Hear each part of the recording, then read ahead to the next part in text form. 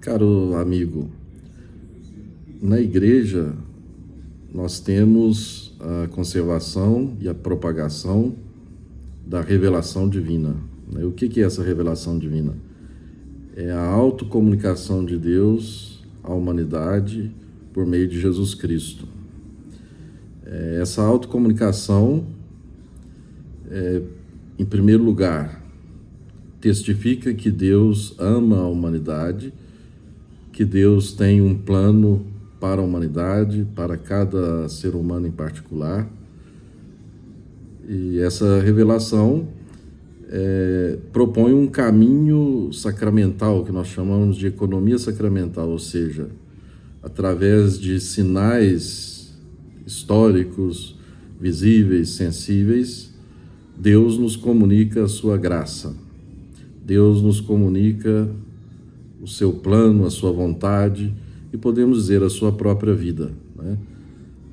O fim último da existência cristã é participar da vida de Deus, da vida que é vida em plenitude, vida com V maiúsculo, né? Vida eterna, vida bem-aventurada, né? Em relação a nós, essa vida de Deus é sobrenatural, está para além da capacidade da nossa natureza. Por isso nós falamos de graça, né? A graça nos eleva até a vida de Deus. Então a revelação de Deus presente na igreja mostra para nós o seu plano, a sua vontade, comunica a nós a sua vida, que é graça, é mistério de salvação, mistério de luz para nós. É fonte inesgotável de sentido da existência. Agora, nós não podemos cair na tentação de reduzir a revelação a proposições doutrinais. As proposições têm o seu lugar, são importantes, nós não podemos desconsiderar as proposições, né, porque a inteligência capta alguma coisa de Deus e essa captação se traduz pelas proposições, né? São as formulações dogmáticas. Mas nós devemos dizer que mesmo essas formulações dogmáticas são passíveis de melhor entendimento, né? Não de um entendimento contrário à sua intenção original, né? Mas de um aprofundamento, né? De uma essencialização, podemos dizer assim, ou de uma formulação adaptada à linguagem do tempo. O dogma, muitas vezes, é formulado numa linguagem que não é mais compreendida num outro tempo, né, num tempo posterior. Então, a igreja, que é a depositária da revelação, pode, pela teologia, pelo estudo, também pela contemplação, né, dos místicos, dos santos, ela pode aprofundar o entendimento, pode formular melhor o dogma, não é? Então, nós devemos dizer que há um desenvolvimento da compreensão da revelação ao longo da história, né? Porque a revelação não é só comunicação de verdades traduzidas em proposições, é comunicação de tudo da vida de Deus. E nós vamos descobrindo, naquele mesmo sentido mostrado por Jesus uma vez para sempre, né, nós vamos descobrindo, vamos dizer, o mistério de Deus na sua profundidade, né? Nós vamos penetrando cada vez mais esse mistério, né? É claro, os dogmas que já foram formulados, eles se mantêm como uma referência imprescindível, né? Eles têm o seu lugar, mas a teologia pode explicá-los, deve explicá-los de acordo com as mudanças culturais, né? Talvez com outras palavras, né? Às vezes a partir de novas perspectivas, né? Sem contradizer a intenção fundamental, original, que a proposição primeira quis expressar, né? Então, é um trabalho da teologia, é um trabalho do magistério da igreja, é um trabalho daqueles que contemplam o mistério de Deus, dos santos, dos místicos, avançar na compreensão da fé, do dogma, avançar na compreensão do mistério de Deus, porque o que é revelado em última análise é o mistério de Deus, né? No século XX, a igreja tem compreendido que esse mistério tem a ver com o amor, não o amor sem verdade, né? Não o amor reduzido a mero sentimento, mas o amor, a caridade. E a partir deste núcleo central, Deus é caridade, né, e se revela a nós como caridade, a igreja procura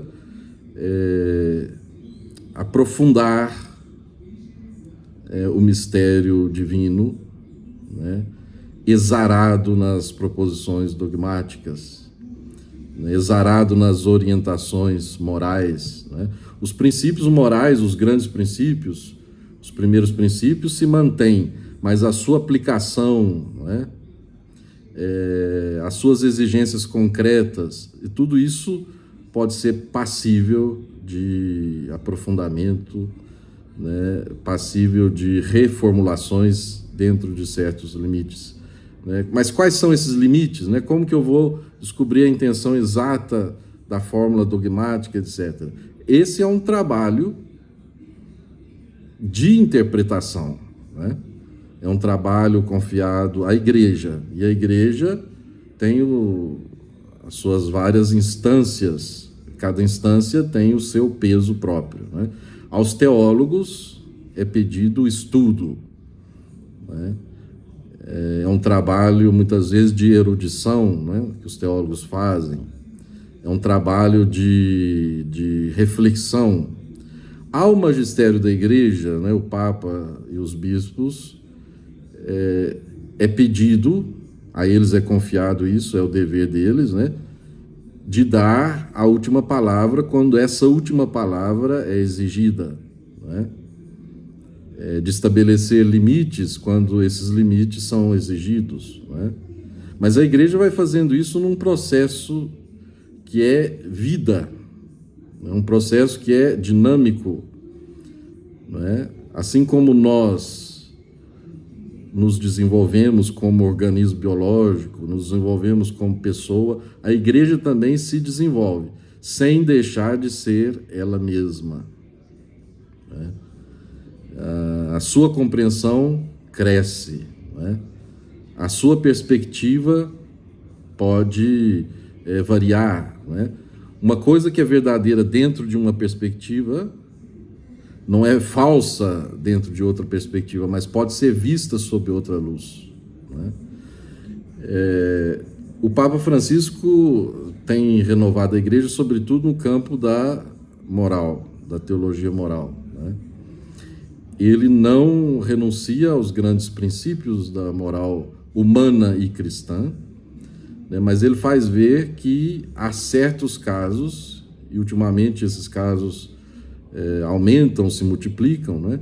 Há certos casos em que o princípio precisa ser aplicado de forma adequada, de modo a preservar aquilo que é essencial da revelação de Deus, que é o amor misericordioso e condescendente de Deus, né? Mas com relação à questão da teologia moral, eu devo dizer que nós não podemos, para casos particulares, às vezes muito complexos, estabelecer regras gerais. Cada caso é único. Por isso o Papa Francisco fala muito do discernimento e da necessidade, da oportunidade, do acompanhamento espiritual, né, da direção espiritual. É o discernimento, né? A coisa que é exigida, né, para que ninguém se sinta excluído da vida da igreja, da dinâmica da igreja, da caminhada da igreja, do crescimento na vida moral e espiritual. A única coisa que é exigida é a boa vontade para com Deus, a boa vontade para com o Evangelho, a boa vontade para com o bem. o bem integral da pessoa em suas diversas dimensões e o bem de todas as pessoas, né? O bem comum, o bem das relações, o bem da igreja, o bem da comunidade humana.